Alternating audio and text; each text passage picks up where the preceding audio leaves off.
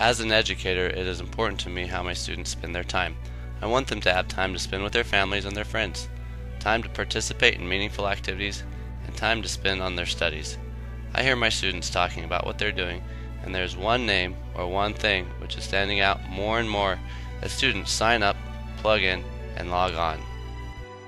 Facebook is a cyber phenomenon that has grown in the last 5 years to include 175 million members worldwide.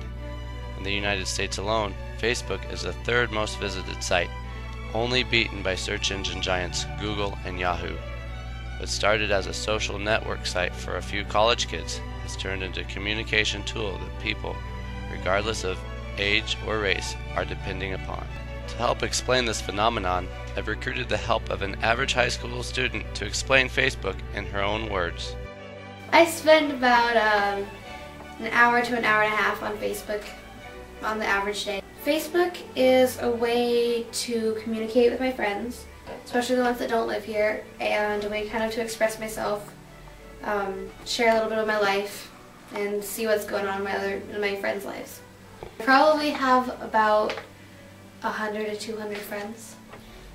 When I first log into Facebook, I check my notifications and see like who commented on my pictures and stuff like that, and then I'll check my homepage and see what other people have been doing. Every day I probably message about 3 or 4 people. I look probably about 5, 6, 7 people's pictures. My favorite thing about Facebook is probably looking at people's pictures. It's kind of a stronger connection than just talking to them on the phone or texting. You can kind of see what they're looking like, you know, if you haven't seen them for a while. I think the weirdest thing about Facebook is when people comment on my walls or talk to me on Facebook chat or request my friendship and I don't really know them. Facebook has impacted my friendships by kind of creating an excuse to not hang out with my friends. You know, we could go out and hang with each other, but instead we kind of just talk on Facebook.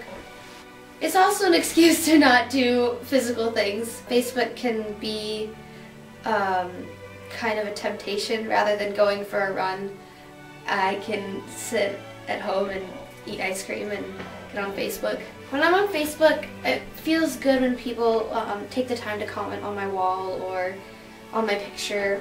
It makes me feel loved, like someone thought of me. This student is an example of how people are turning to Facebook to meet their needs.